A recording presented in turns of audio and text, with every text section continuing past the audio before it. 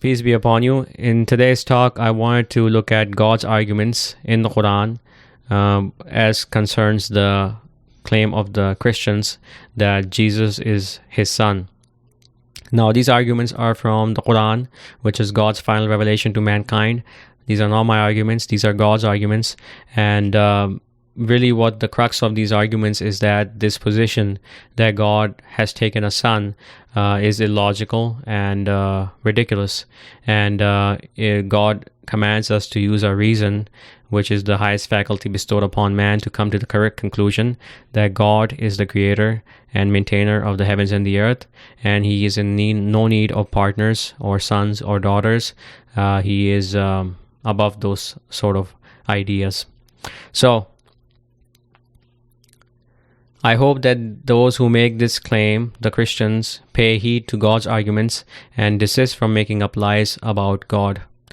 The first argument is that God cannot have a son because he has no companion. That is, there is nothing like him.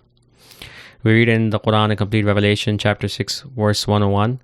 The originator of the heavens and the earth, how could he have a son when he has no companion? And he created all things, and he knows all things. The second verse that I wanted to bring to your attention is chapter 42, verse 11. The originator of the heavens and the earth has made for you of yourselves pairs, and of the cattle pairs. He creates you thereby. There is nothing like him, and he is the hearer, the seeing. So God created all things in pairs, but he himself is alone. He is the one God. He does not this idea of God having a counterpart to him is illogical, because God himself created the heavens and the earth, which is a pair, and he created of human beings pairs, the male and the female, the sun and the moon, the land and the water. These are all pairs that the Quran addresses again and again. And if you read my book, Willie Navi's and God's Arguments in the Quran, I look at the many pairs that I mentioned in the Quran. This is one of the signatures of God, that he creates in pairs, whereby God himself, there is nothing like him. He is alone. He is individual. He does not have a pair.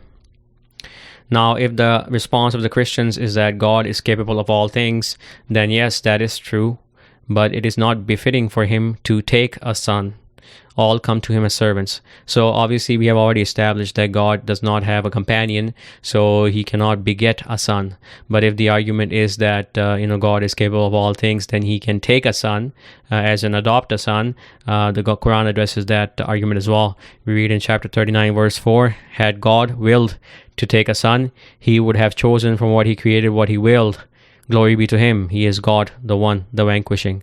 So this idea that God took a man as a son, that doesn't make any sense, because if God had willed to take a son, he could have chosen anything that he had created among the heavens and the earth. But again, we come back to the same argument that God is beyond these things. He does not take any partner in the sense that to share in his power and his glory, and he has no need for any help. God is the vanquishing. He is the overpowering. We read in chapter 19, verses 88 to 93. And they say, the Almighty has taken a son. You have done a monstrous thing. The heavens are nigh rent therefrom, and the earth split open, and the mountains fallen in destruction, that they urge upon the Almighty a son, when it behooves not the Almighty to take a son. There is none in the heavens and the earth, but comes to the Almighty as a servant. Now, this is really the crux of the argument, that God is beyond. It is in his majesty that he does not have a son, because he is God. Again, see, the whole idea is that it does not behoove him. It is not fitting for him to take a son. He is God. He is the alone. I'm reminded of another place in the Quran where God says that everything on it, the earth, will perish, but the face of your Lord will abide in majesty and honor. So everything will perish. He will not spare anyone, but he himself will remain forever. Again, we read in chapter 21, verses 26 and 27, and they say, the Almighty has taken a son. Glory be to him, but honored servants precede him not in word, but they act by his command. And if you read in the Quran, this is one of the things that Jesus said, that serve God, my Lord and your Lord. So he was also a servant of God. Now, as far as the priests of the Christian religion, like the ulemas, sheikhs, muftis of the religion of Islam and the rabbis of the religion of Judaism, they have exceeded the bounds of their mandate by saying things that are not true, but by repeating falsehoods or by inventing falsehoods. And I've looked into this idea that obey God and the messenger, how that's been twisted by the priests of the religion of Islam in another video, a previous video. Here we read an exhortation that God gives to the priests of the Christian religion in chapter 4, verse 171. It says, "O doctors of the law, exceed not bounds in your doctrine, nor ascribe to God save the truth. The Messiah, Jesus, son of Mary, was only the messenger of God, and his word which he conveyed to Mary, and a spirit from him. So believe in God and his messengers, and say not 3. Desist, it is best for you. God is but one God. Glory be to him, that he should have a son. To him belongs what is in the heavens and what is in the earth, and God is sufficient as disposer of affairs." Just wanted to make a quick comment about this whole idea of this word. The Christians keep saying, "Oh, word, Jesus Christ is the word of God." As this is somehow special. This word, the word that was conveyed to Mary. If you read in the Qur'an, God says that His saying to anything when He wills it to be, He says, "Be," and it is. So this is the word of God conveyed to Mary, that He said, "Be," and Jesus Christ was. Another thing that we're going to look at is this whole idea that Jesus is a miracle because he didn't have a father.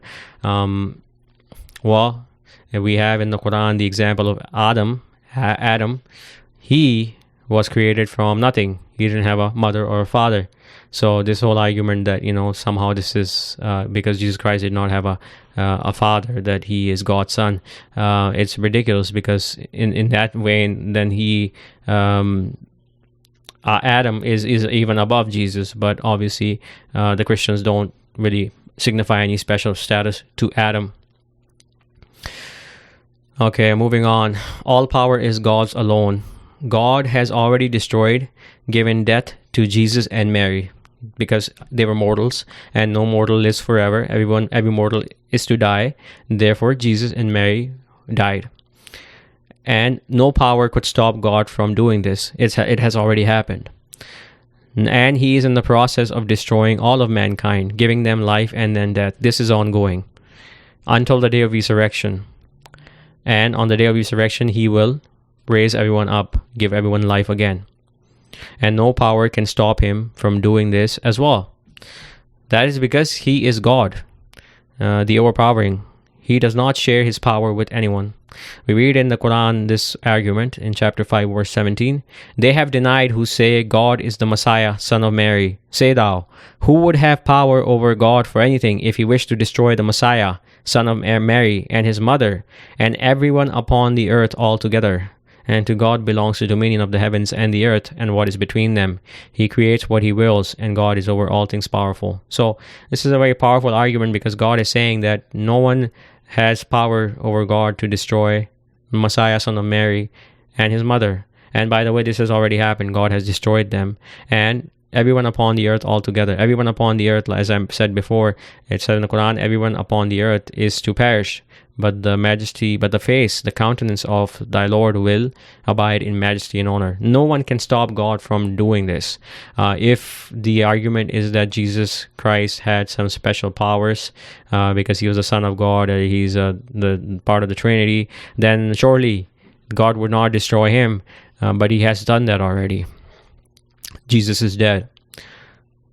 Finally, we have in the Quran testimony from Jesus Christ on the day of judgment that he will deny this false charge that he claimed to be anything besides God's servant on the day of judgment. We read in chapter 5, verse 72, "They have denied who say God is the Messiah, son of Mary. And the Messiah said, O children of Israel, serve God, my Lord and your Lord. Whoso ascribes a partnership to God, him has God forbidden the garden, and his shelter is the fire. And for the wrongdoers there are no helpers."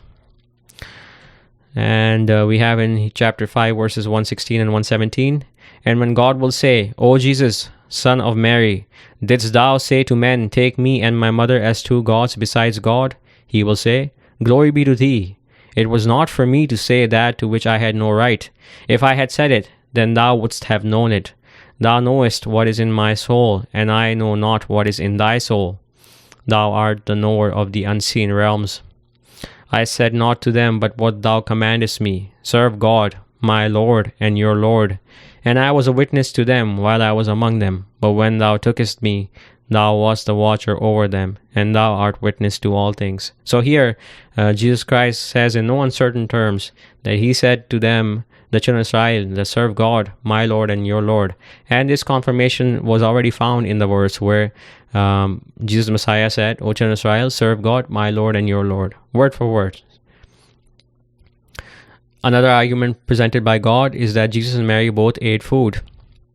God highlights that Jesus and Mary were mere mortals who ate food. They lived and they died. They were and they will be resurrected along with the rest of humanity, mankind, on the day of judgment. We read in chapter 5, verse 75, The Messiah, son of Mary, was but a messenger. Messengers had passed away before him, and his mother was a woman of truth. They both ate food. See thou how we make plain the proofs to them, and see thou how they are deluded. So they both ate food. They were not anything besides mortals. By the way, ascribing sons to or daughters to God is not anything new. Christians think that they have come up with a unique idea that God has taken a son. The people at the time of Prophet Muhammad falsely claimed that God had taken daughters. The Greeks before the time of the Christians made similar claims. The Hindus make similar claims. There really is nothing new under the sun. We read in chapter 9, verses 30 and 31. And the rabbinic Jews say, Uzair is the son of God. And the Christians say, the Messiah is the son of God. That is the speech of their mouths. They imitate the speech of those who ignored warning before. May God curse them. How are they deluded? They take their rabbis and their religious scholars as lords rather than God and the Messiah, son of Mary. And they were not commanded save to serve one God. There is no God save he. Glory be to him above that to which they ascribe a partnership. Now we move on to the miracle of Jesus' birth. We read in chapter 21, verse 91, And she who guarded her chastity, we breathed into her of our spirit and made her and her son a proof for all mankind. This is talking about Mary. We read in chapter 3, verses 45 through 47. When the angel said, O Mary, God gives thee glad tidings of a word from him. His name is the Messiah, Jesus, son of Mary, esteemed in the world and the hereafter, and among those brought near. He will speak to men in the cradle and in maturity, and is among the righteous. She said, My Lord, how will I have a son when no mortal has touched me? He said, Thus is God. He creates what he wills. When he decrees a matter, he but says to it, Be thou, and it is. This is the word that God conveyed to Mary, be, and he was. Finally, we have God's conclusive argument in the Qur'an as far as, this idea that Jesus is somehow special because he does not have a father. He did not have a father. It says here in chapter 3, verses 59 through 60, The likeness of Jesus in the sight of God is as the likeness of Adam. He created him from dust. Then he said to him, Be thou, and he was. The truth is from thy Lord, so be thou not of those who doubt. So this concludes my presentation on the responses by God to the Christians who make the false claim that Jesus is his son. If you would like to read the article that this talk is based on, click on the link below. God willing, until next time, peace and blessings be upon you.